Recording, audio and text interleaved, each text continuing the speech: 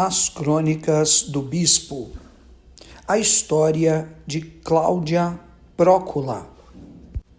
Uma lição sobre revelações em sonhos. De fato, esse mês tem se tornado para mim um marco na revisão do final dos evangelhos, ou pelo menos dos textos que marcam a prisão, traição, sofrimento, crucificação, morte e ressurreição do Senhor. Ora no Evangelho de João ou de Mateus, ora no mais bem detalhado Lucas, ou ainda naquele que dizem ser o Evangelho ditado pelo apóstolo Pedro, compilado por Marcos. Tenho sido despertado realmente nesse tempo para essa leitura, para essa releitura. E acabou que tenho me deparado com alguns assuntos, argumentos e alguns detalhes que realmente me chamam muita atenção. E creio que são dignos de uma exploração um pouco mais aprofundada. Começando pela oração de Jesus no Monte das Oliveiras, ou no Jardim do Getsemane, e por que não em muitos outros montes ao longo de toda a sua trajetória, ao som das estrelas. Mais ainda, essa releitura me levou ao poder liberado na hora da morte de Jesus, quando ele diz: Tetelestai, está consumado. Ainda assim, outros detalhes não podiam escapar à minha atenção, quanto mais ao desejo do meu coração de explorar as Escrituras e de mergulhar em alguns temas e assuntos que creio que são muito ou grandemente instrutivos para a igreja e para todos aqueles que puderem ter contato com esses assuntos, seja da oração, seja da virtude que há por trás do sacrifício, mas também por trás das revelações. E muitas das revelações, sejam na palavra, sejam em sonhos ou em visões, elas ilustram muito e aprofundam muito a nossa fé, e como exemplos que discipulam mais ainda. Diante disto, veja Evangelho de Mateus, no capítulo 27, versículos 17, 18 e 19. Estando, pois, o povo reunido, perguntou-lhes Pilatos: A quem quereis que eu vos solte? A Barrabás ou a Jesus, chamado Cristo? Porque sabia que por inveja o tinham entregado. E estando ele no tribunal, sua mulher mandou dizer-lhe: Não te envolvas com esse justo, porque hoje em sonho muito sofri a seu respeito. Veja, esse é o momento onde o julgamento de Jesus chega novamente até Pilatos, governador romano em Jerusalém. Anás, Caifás, Herodes, Jesus já havia passado por todos eles, principalmente pelo Sinédrio. E aquele julgamento, então, cai nas mãos de Pilatos, que já havia devolvido o caso para Herodes, governador na Judéia, por parte dos judeus, e que mandara novamente o caso para Pilatos. Pressionado pela multidão e também pelos religiosos, fariseus e saduceus, principalmente Anás e Caifás, que eram os sumos sacerdotes daquele turno, ele se vê entre a cruz e a espada. Nós sabemos da relutância inicial de Herodes diante da causa, a relutância inicial de Pilatos, diante da causa, por não ver fundamento, alegando ser aquilo uma questão da religião dos judeus, eles então que se resolvessem. Mais incitado pela turba, pelos falsos depoimentos e testemunhos, tudo mais, ele mesmo notando claramente que era por inveja que eles o estavam entregando o próprio Senhor, não é? Nós vamos ver adiante essa discussão o diálogo entre Pilatos e Jesus, que ilustra bastante disso. Mas o meu ponto aqui é o seguinte: subitamente, no meio daquele tabelionato, no meio daquele julgamento, chega uma mensagem. Essa mensagem, ela veio por intermédio de um oficial, mas ela vinha de uma fonte que Pilatos não poderia deixar de dar atenção. Era uma mensagem de sua própria esposa, da esposa de Pilatos, falando exatamente sobre Jesus. E a menção bem detalhada dela era essa. A mensagem, dela era essa: não te envolvas com esse justo, porque hoje em sonho muito sofri ao seu respeito. Pilatos, meu marido, não se envolva com ele. Ele é justo. Não há culpa sobre ele. Muito estou angustiada ou sofri por ele durante toda essa noite. Essa palavra da esposa de Pilatos, ou esse pequeno relato que é exclusivo aqui do Evangelho de Mateus, outros evangelhos não o mencionam, ele me deixou intrigado com relação a revelações e sonhos. Eu já me deparei por vezes com pessoas me perguntando sobre sonhos que as incomodou, sobre o significado desse simbologismo por trás das visões da sua noite de descanso, às vezes em ambientes escuros, às vezes em situações escusas, às vezes temerárias, às vezes em grande ânsia de alegria, enfim. E de fato, os sonhos, como a própria palavra mostra, trazem um conteúdo espiritual grandioso. Não podemos deixar de fazer a observação e a exortação com relação à carne que é fraca, ao inimigo que é sujo, a volatilidade da alma e a agitação natural do intelecto, quanto mais do subconsciente. Eu não sou especialista na área para falar sobre esse assunto, mas de orelha, todos nós sabemos que existem realmente influências do dia a dia e da própria temperança da pessoa reagindo às circunstâncias corriqueiras que podem interferir e interferem mesmo no seu sono, nas suas faculdades mentais e, por que não, nos seus sonhos. Mas também não vamos ser Caxias para sermos excludentes naquilo que é um caminho e uma direção de Deus por pessoas diferentes, em dons e sentidos diferentes. Eu sou muito mais das visões. Sonhos para mim são mais escassos, quando não perturbadores. Aliás, se depender de mim, eu prefiro não sonhar. Mas nós sabemos que isso não está no nosso controle. A Bíblia não conta o nome da esposa de Pilatos, mas uma investigação mínima que você faça em alguma boa obra ou enciclopédia, ou mesmo algo mais simples, Wikipédia ou o próprio Google, você vai descobrir que o nome dela, historicamente, era Cláudia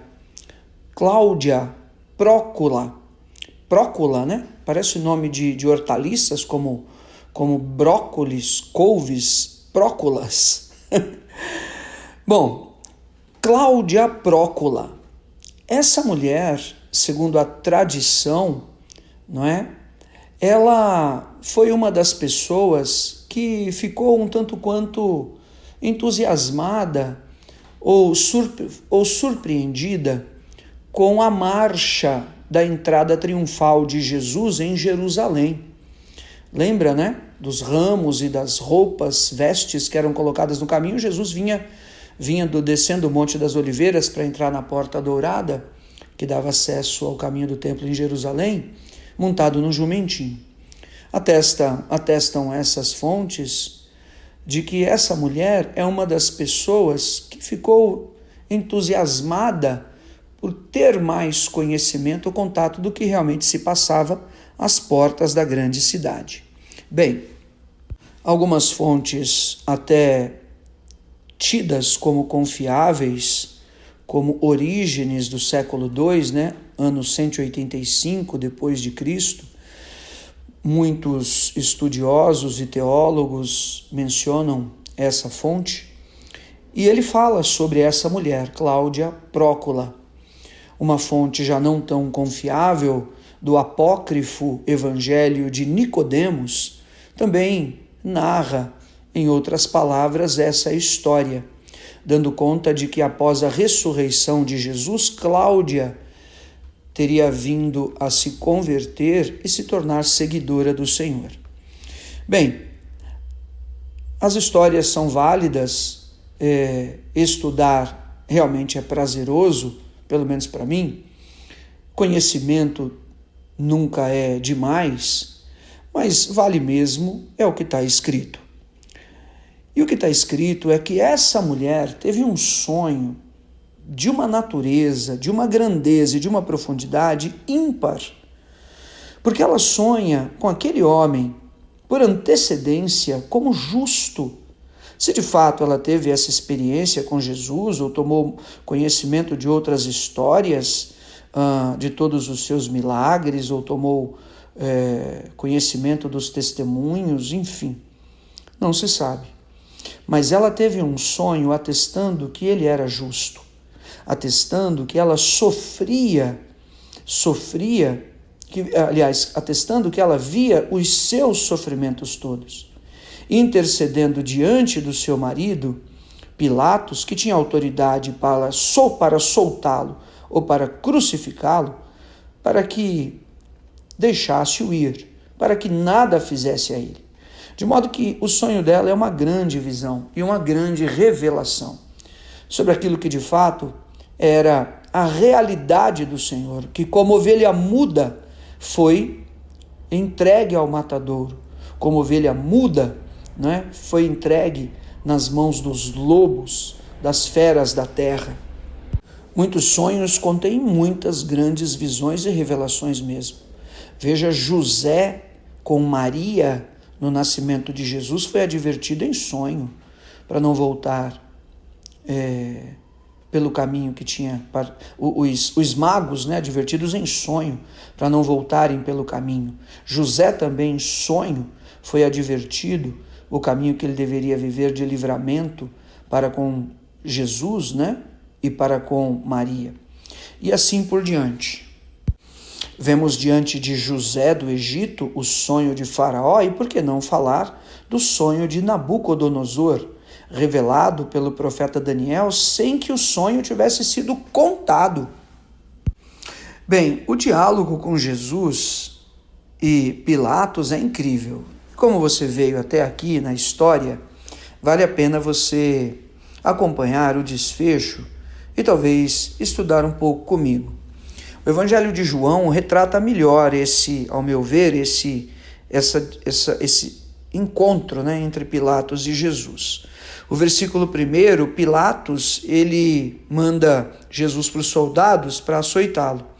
Os soldados, ele coloca uma coroa de espinhos sobre a cabeça de Jesus e um manto de púrpura, Nós conhecemos a história. E ficavam se curvando diante dele, dizendo: "Salve, Rei dos Judeus", e batiam muito nele. Pilatos sai daí para fora diante do povo, que estava naquele julgamento, e apresenta Jesus com a coroa de espinhos, o manto de púrpura ensanguentado, inchado pelos açoites e pelo tanto que tinha apanhado. E Pilatos diz: "Eu venho aqui apresentar para vocês o seu rei." E ele diz assim: "Olha, não acho nenhum crime nele. Ele está trazendo uma coroa de espinhos aqui na cabeça e um manto de púrpura. Está aí o homem." Daí o versículo 6 diz assim: "Verem os principais sacerdotes e guardas gritaram: crucifica-o, crucifica-o. Disse-lhes Pilatos: tomai-o vós outros e crucificai-o, porque eu não acho nele crime algum. Ou seja, o próprio Pilatos, ele estava incomodado com toda aquela situação, né? Os judeus continuam dizendo: temos uma lei, e de conformidade com essa lei ele deve morrer, porque ele se fez filho de Deus.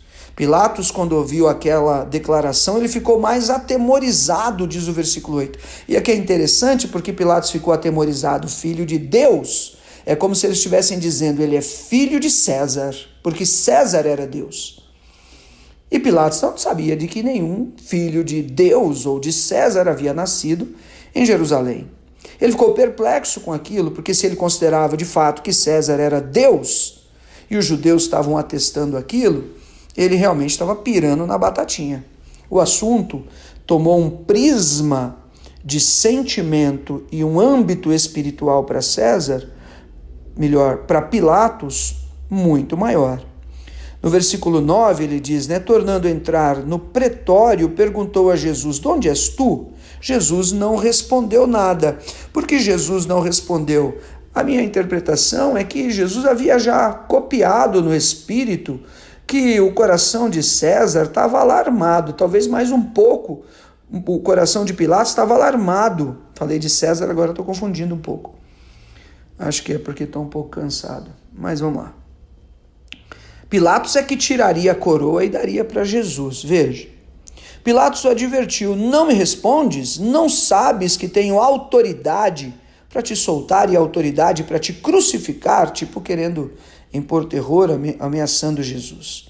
E Jesus respondeu: nenhuma autoridade teria sobre mim, se de cima não te fosse dada. Por isso, quem te entregou a ti, maior pecado tem. Jesus estava falando de Anás e de Caifás, o sumo sacerdote. Eles entregaram, eles têm maior pecado. Você tem pecado, mas eles têm um pecado maior ainda do que você. E desse momento em diante, Pilatos fazia de tudo para soltar Jesus, diz a palavra. Se soltas a estes, não és amigo de César. Todo aquele que se faz rei é contra César. Era a acusação dos judeus para pôr na parede o próprio Pilatos. Olha só que coisa. Ouvindo Pilatos estas palavras, trouxe Jesus para fora e sentou-se no tribunal, no lugar chamado Pavimento, no hebraico, Gabatá. Gente, esse é o momento que chega, nesse momento, ou um pouco antes, ou um pouco depois, os comentários que li é que essa carta, ou esse recado, esse bilhete de Cláudia, se de fato esse era o nome dela, Prócola, chega para Pilatos. Deixa eu te fazer uma pergunta, gente. Qual a palavra tão importante que poderia haver para aquele homem, naquele momento, daquela dividida entre um Deus, filho de Deus judeu, sendo César Deus, uma contenda religiosa que não tinha nada a ver com a vida dele, que possa ter deixado o Pilatos tão atormentado, e agora um recado, um bilhete, uma carta da própria esposa, com peso muito diferenciado, de um sonho que ela teve sobre um justo, esse aqui, e que ele estava sofrendo essas injustiças e pedindo para que ele não fizesse a ele nenhum mal. É algo muito, muito tremendo e muito profundo. E para não estender muito mais, porque ficou longa essa história, sabe o que acontece na realidade? Na realidade, o sonho de Cláudia, ele tinha, ou da mulher de Pilatos, ele tinha um conteúdo grandioso e genuíno do que de fato é o Senhor. Homem de dores, que sabe o que é padecer. É Isaías 53. Olhamos para ele, não tinha aparência e nem formosura. A Deus agradou moê-lo e fazê-lo enfermar. Foi moído pelas nossas iniquidades e traspassado pelas nossas transgressões. Na mente humana daquela mulher, olhar para a injustiça foi demais. Ela foi e correu naquele que tinha autoridade, o marido dela, para dizer: olha, não faça mal para ele, porque ele não merece, não é ele o culpado. Na condição natural dela de olhar, não, ele não pode pagar esse preço. Pedro, apóstolo, olhou e disse: não, Senhor, eu vou contigo para a vida ou para a morte. Né? Na mente humana daquela mulher, não vamos consentir com isso jamais. E de fato, essa é a reação e o instinto natural daquele que reage segundo o senso de justiça desse reino. Mas o próprio Senhor Jesus viria dizer a Pilatos, dizer: não, você que diz que eu sou o rei, o meu reino não é desse mundo. Porque senão os meus súditos não consentiriam que eu fosse preso, quanto mais vivesse o que estou vivendo. Você pode ver lá no Evangelho. Então a reação natural ao sonho dela foi aquele. Mas esse é o grande segredo daquilo que recebemos em sonhos e visões, e que de fato traduzem muito daquilo que se passa no mundo espiritual e na realidade da nossa vida. Em geral, os sonhos estão relacionados à sua vida corriqueira, um evento que você tem, um compromisso. Mas existem sonhos que eles reportam também a coisas que são futuras, sabe? Muito importante vivermos diante de sinais de Deus. Mas, sobretudo, que nós possamos buscar e compreender que, independentemente da vida ou da morte, sabe, independentemente do que for, como diz o apóstolo Paulo, né? Estou bem certo que nem as coisas do passado, do presente, nem do porvir, nada pode me afastar do amor de Deus que está em Cristo Jesus. Para ilustrar, talvez você entender melhor o meu ponto, um profeta de Deus se levantou na igreja de Atos dos Apóstolos e ele chamava-se Ágabo. Veja o capítulo 21 de Atos, o versículo 10. Demorando-nos ali alguns dias, desceu da Judéia um profeta chamado Ágabo. Se encontrou com o apóstolo Paulo, veja. E vindo ter conosco, tomando o cinto de Paulo, ligando com ele os próprios pés e mãos, declarou: isto diz o Espírito Santo, assim os judeus em Jerusalém farão ao dono deste cinto e o entregarão nas mãos dos gentios. Ágabo teve uma grande revelação com o apóstolo Paulo de que ele seria preso. E sabe-se lá o que aconteceria com ele em Jerusalém. A sequência do texto de Atos 21, os irmãos não queriam que ele fosse de jeito nenhum, não queriam deixar que Paulo partisse de maneira alguma. Tamanha era a veracidade daquela revelação. Assim como Cláudia, dizendo a Pilatos: não deixe nada acontecer com ele. Os irmãos da igreja, segundo a revelação de Ágabo: não, Paulo, não, você não pode ir a Jerusalém. Pilatos, para não se comprometer com o rei dos judeus, para não se comprometer com o tribunal de Roma, porque se ele não fizesse o julgamento em praça pública, ele é que poderia se tornar réu, e também para não tomar a decisão cabal, ele coloca lá Cristo ou Barrabás. Era uma figura caquética. Ninguém escolheria em sã consciência Barrabás. Barrabás foi escolhido porque houve toda uma manipulação por trás daquilo. Por que olhava uma figura uma figura desfigurada, né? Para Jesus, com uma coroa de espinhos, uma veste de púrpura, ensanguentado, desfigurado, que mal ele poderia representar, né? Então Pilatos lavou as mãos e deixou o julgamento para o povo. E não teve como voltar atrás, mesmo diante da revelação, do sonho de sua esposa. Assim como o apóstolo Paulo, ele também não deu ouvidos à revelação de Ágabo, profeta, e nem se deixou parar o seu caminho e o seu desejo de ir a Jerusalém por parte dos irmãos que não queria que ele partisse com receio do que poderia lhe acontecer. Em outras palavras, queridos, todas as coisas estão nas mãos do Senhor. Os sonhos, as visões, as revelações e os dons são de grande valia, alerta, para livramento, para revelações da própria Escritura, fortalecimento da fé, tudo. Mas, em última instância, as coisas estão realmente nas mãos do Senhor, no controle do Senhor, para que o seu plano seja concretizado. De sempre o plano de Deus foi que o Filho de Deus, que Jesus, morresse na cruz. Então, o sonho dado a Cláudia não era para parar aquele processo, e nada poderia parar aquele processo. Nada jamais poderia parar.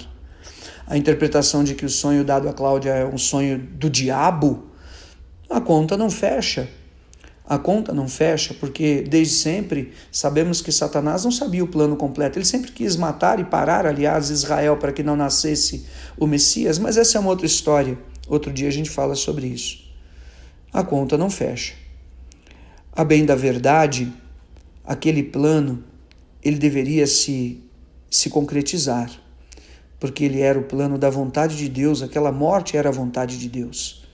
Veja, Cláudia com o sonho do justo, pedindo a Pilatos que interrompesse o processo, Ágabo com a visão de Paulo e os irmãos querendo impedi-lo de ir a Jerusalém.